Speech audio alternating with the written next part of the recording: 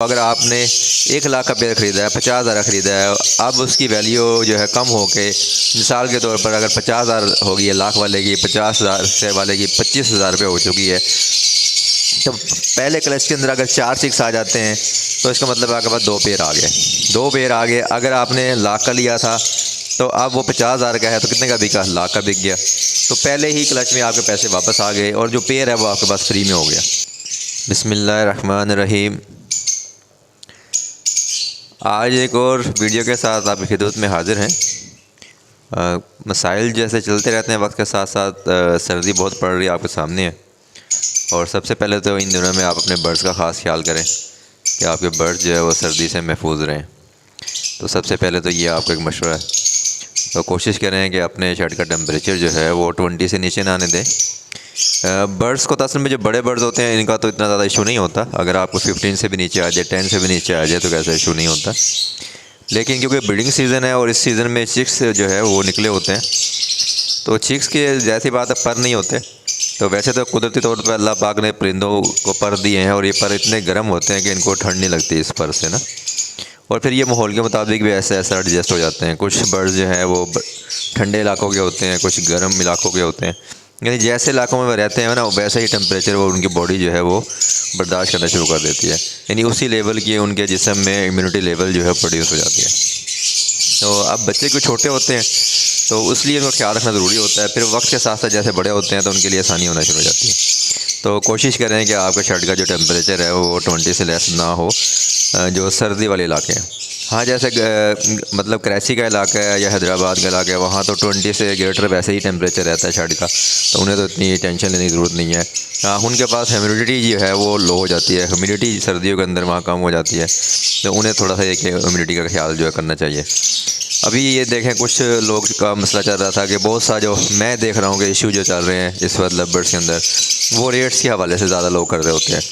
तो देखें, रेट्स तो मार्केट में ऊपर नीचे होते रहते हैं, तो उस पर आपको टेंशन नहीं लेनी चाहिए। ना तो न्यू फेंसर को लेनी चाहिए और ना ही ओल्ड ब्रीडर या फार्मर को लेनी चाहिए। तो अगर आप चाहते हैं कि आप लवर्स से अर्निंग करें तो इसमें मैं ये समझता हूँ कि आपकी ब्रीड आनी चाहिए। अगर आपके बर्ड की ब्रीड आपके पास आ रही है, अच्छी ब्रीड आ रही है, तो फिर आपको किसी किस्म की टेंशन नहीं लेनी चाहिए। हाँ, अगर आपकी ब्रीड अच्छी नहीं आ रही, आपका बर्ड्स जो है वो चिक्स सर्वाइव नहीं कर रहे, तो इस सिलसिले में यानी इस तनाजुर के अंदर जो है आपको बात करनी चाहिए, डिस्कस भी करनी चाहिए ताकि आपके लिए आसानी हो। बाकी मैं नहीं समझता कि आपके लिए ऐसी टेंशन वाली बात हो। रही बात बर्ड्स के सेल होने की, तो बर्ड्स भी सेल हो जाते हैं। आज सेल नहीं होगा तो महीने बाद सेल हो जाएगा, 2 महीने बाद सेल हो जाएगा। तो बर्ड्स भी सेल होते जाते हैं, किसी का बर्ड भी नहीं रुकता। हाँ, अगर रेट जो है थोड़े बहुत ऊपर नीचे होते रहते हैं, कोई ऐसी इशू नहीं है ये जिसके ऊपर ज़्यादातर लोग परेशान हो रहे होते हैं। मेन जो मैं समझता हूँ कि वो इशू ये है कि आपके पास ब्रीड अच्छी आनी चाहिए, बर्ड आपका सर्वाइव करना चाहिए। अगर ऐसा है तो आप अच्छा अर्न करेंगे इंशाल्लाह ताला, क्योंकि बर्ड में मल्टीपल है। अगर आपने कोई पेड़ ख़रीदा है, वो अगर आपने 1 लाख का पेड़ ख़रीदा है, 50,000 का ख़रीदा है, अब उसकी वैल्यू जो है कम हो के मिसाल के तौर पर अगर 50,000 हो गई है, लाख वाले की 50,000 से वाले की 25,000 रुपये हो चुकी है, तो पहले क्लच के अंदर अगर 4 6 आ जाते हैं तो इसका मतलब आपके पास 2 पेड़ आ गए। 2 पेड़ आ गए। अगर आपने लाख का लिया था तो अब वो 50,000 का है तो कितने का बिका? लाख का बिक गया। तो पहले ही क्लच में आपके पैसे वापस आ गए और जो पेड़ है वो आपके पास फ्री में हो गया। तो आधा रेट भी अगर हो जाता है ना 1 साल के अंदर, तब भी पहला क्लच आपका पैसा पूरा कर देता है। हाँ, अगर सेकंड क्लच आप लेते हैं, थर्ड क्लच लेते हैं, तो आपको प्रॉफिट है। तो कोई भी बर्ड आपके पास हो, तो अगर आप हल्के वाला बर्ड लेंगे, कम कीमत वाला लेंगे तो आपको कम प्रॉफिट होगा। अगर आप ज़्यादा महंगा बर्ड लेंगे, ज़्यादा कीमत वाला लेंगे तो ज़्यादा आपके पास प्रॉफिट होगा। तो ये चीज़ें चलती रहती हैं। तो इसमें आपको परेशानी होना चाहिए और ना ही एक दूसरे को डिग्रेड करना चाहिए, ना ही एक दूसरे की टांगें खींचनी चाहिए। तमाम लोग बर्ड्स पर काम कर रहे हैं, बर्ड हॉबी पे काम कर रहे हैं, चाहे वो बिग बर्ड्स रखने वाले हों, चाहे वो स्मॉल बर्ड रखने वाले हों। हर किसी का अपना एक शौक़ है। तो हमें जो है अपने काम से गर्ज होने चाहिए, अपने काम पे मुकम्मल ध्यान देना चाहिए हमें।